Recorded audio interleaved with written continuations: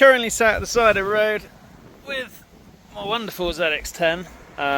Annoyingly, I've run out of fuel. So now I guess I just got to sit here and wait for my mate to turn up with a petrol can. Not done this for years. I can't remember the last time I ran out of fuel, to be honest. In all fairness, in my defence, the fuel gauge doesn't work. I thought there was loads in it, I guess there wasn't. Never mind, right, I guess I should probably get that fuel gauge fixed.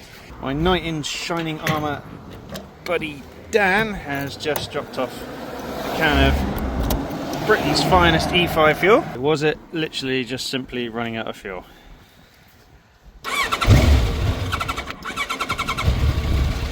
You okay? Come on. You're okay, you're okay. Drink some fuel. Hey, happy bunny. Okay, right, on with my day then. Okay, I definitely don't want to be running out of fuel again, so I'm going to get the tank on the bench and see if I can figure out what's going on. I suspect there's an issue with the gauge sender unit. It's got a float thing on the end of it, and maybe that's broken off, or it's just rusty and stopped working. So, yeah, let's see how we get on. Here we go, tank is on the bench. First thing I'm going to do is drain the fuel out by connecting a hose from the petrol tap to that petrol can down there. So I'll do that and then we can roll the tank over and get the sender unit out. Glug, glug, glug, glug, glug. So underneath the tank, here is the fuel gauge sender. Now it's got a plastic cover on it, so I should be able to get that off hopefully without breaking it.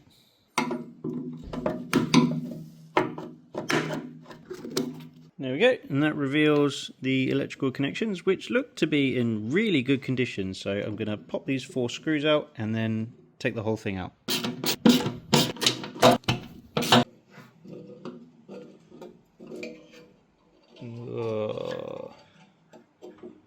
Okay, so the float is still attached to it. However, this looks pretty rusty.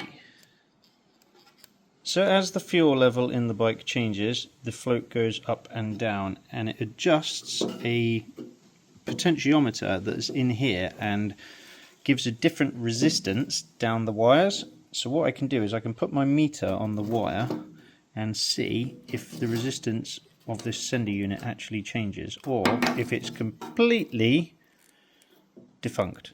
So with my meter set to ohms, put one wire on there and one wire on there. Oh, and I've got no reading at all.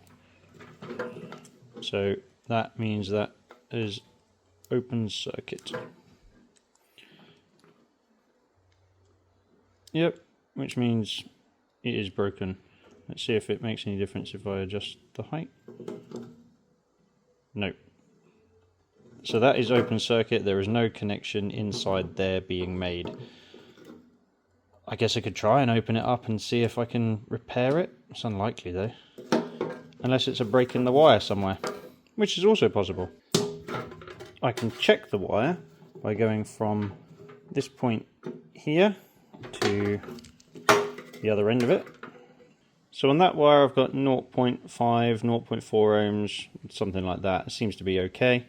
And on the other wire I've got a 0.1 ohms, so it seems to be alright. I'm not 100% convinced that the wire going to the middle of it is alright, but it might just be me having a bad connection there. There you go, 0.3 ohms, so that's actually fine. Could still be a bit of a damage inside the wire, so I am going to take this shrinking off and just inspect it as well. With the heat shrink stuff removed, you can see that these wires are actually in great condition, with the exception of a little bit of a squish there from where they attach to the clamp thing on the tank itself, but I think they'll be okay. I'm going to pop the pins out and take that connector off so I can actually put some proper heat shrink back on there. Next up then, I guess I want to try and get this cover off so I can have a look at the inside and see if I can actually repair this. So I've just got to bend out the 4 tabs and hope that this cover thing kind of pries off. Wish me luck. try and bend, not snap. Easier said than done sometimes, especially when it's rusty like this. Ooh. Oh wow. That's quite a bit of gunk that's just fallen out of there. Okay, so actually it doesn't look like it's in a bad condition. I'll clean all this out and then have a proper look. Now I have found the problem.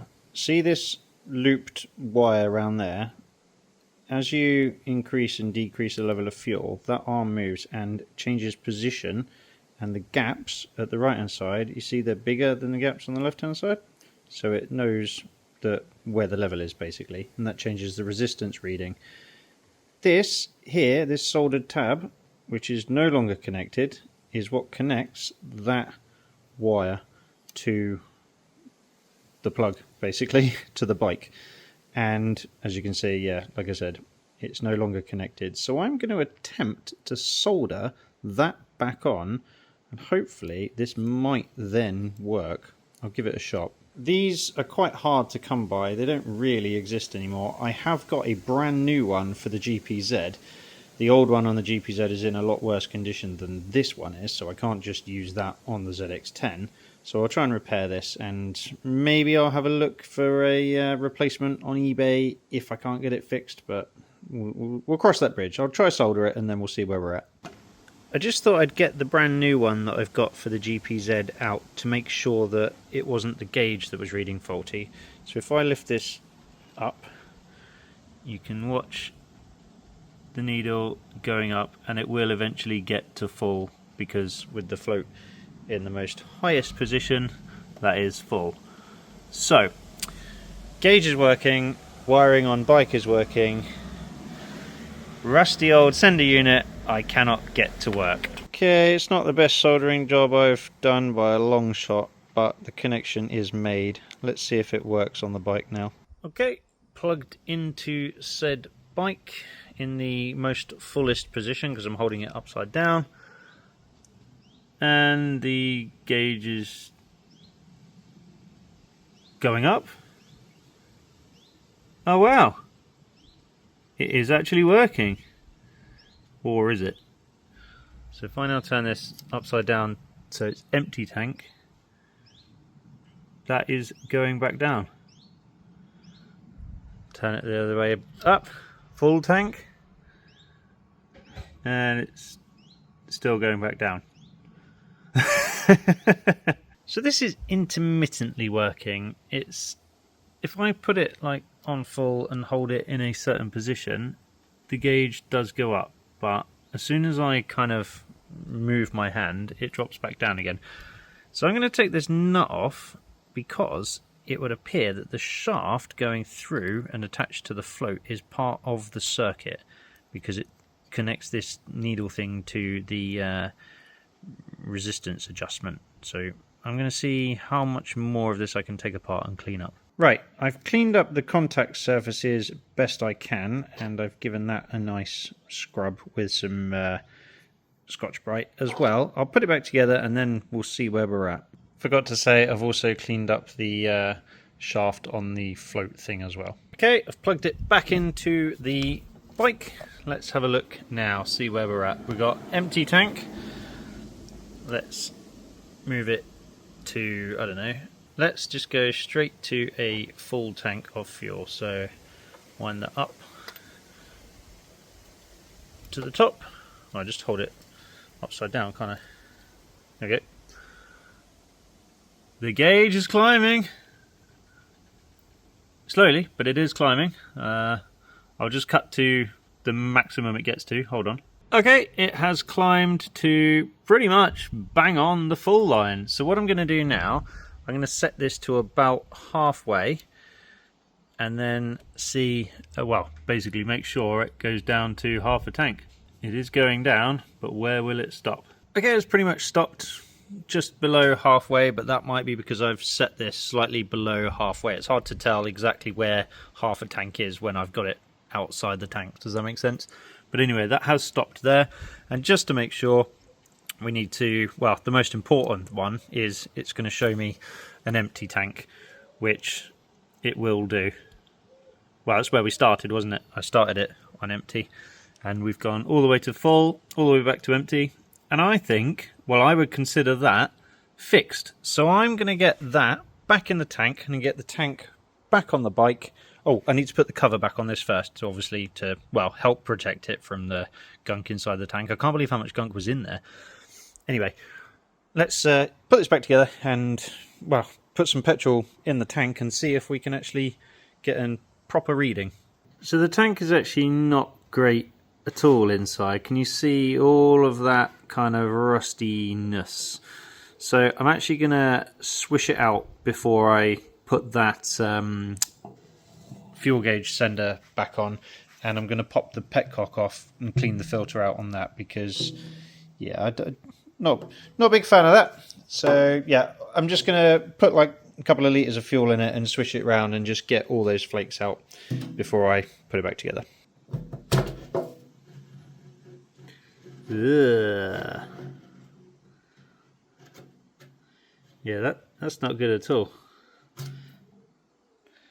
I definitely should have done this before. Oh well, I'm doing it now. I've cleaned this up with a compressed air line and it looks pretty good. That seal looks quite flat. I don't have another one, so what I might do is just put a tiny little bit of sealant gasket on there before putting it back in to make sure it doesn't leak. I'm not going to strip this down because it works and it doesn't leak, so it's one of those things where if it ain't broke, don't fix it. I knew this job was going to be one of those jobs that turned into 3 or 4 jobs, so I'm going to leave the tank in some rust remover overnight, as in I'll put some rust remover in the tank, leave it overnight, give it a good swish around, give it a real good clean, and then I'll put it back together in the morning. It is the future, and I've got the tank back on, the sender unit's back in it, the the petrol tap is reattached and cleaned, and I've got myself 5 litres of the finest petrol. So I'm going to put 2 litres in and see if we get a registration on the fuel gauge. And then I'll put 5 litres in and see what the gauge reads then. And then I'll ride it to a petrol station and fill it up. So with the tank bone dry as it is at the minute, the gauge reads nothing. And the needle is resting on the bottom pin where it should be. Okay, I'm going to sit on the bike to make sure it's level. I've put about half of that petrol can in here. Let's see if we get a reading on the gauge. I'll be perfectly honest with you, that needle has not moved and it's still resting on the bottom pin. Hopefully nothing's gone wrong during assembly and it basically just needs more than 2.5 litres to lift that off of that stopping pin thing. Right, I'm going to put the other 2.5 litres in and then we'll see where we're at. Glug, glug, glug, glug, glug. So with the full 5 litres of petrol, where are we at? Okay, great. The needle has started to lift off the bottom there. So at least we know that when it says empty, I've still got a little bit left. Okay, so now I have a bit more confidence in the fuel gauge. Let's go fill the tank up. I think Tesco's is just down here. Do do do do do.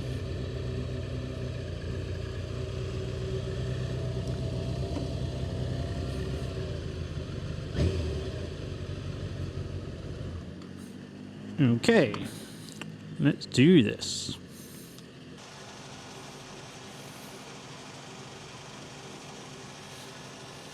Check out my wallet that Kate got me. It's got my logo on it. Premium. Nothing but the best. Okay, let's fill her up. Glug, glug, glug, glug, glug. There we go, 16 litres. So it's quite a big tank on this. Now hopefully the needle on the gauge will go up. It'll take a minute because it's a bit slow to react, but it's definitely going up.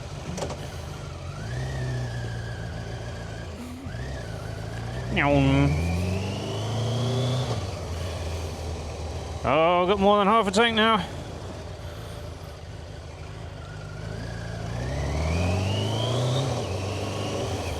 I got 3/4 of a tank. And now it's telling me it's pretty much full. And now it says full. Amazing. Fixed it. I did a thing. Well, thank you very much for watching. If you enjoyed this video, don't forget to give me a thumbs up. Hit that subscribe button if you're not a subscriber. And I will catch you next time. Cheers. I never really know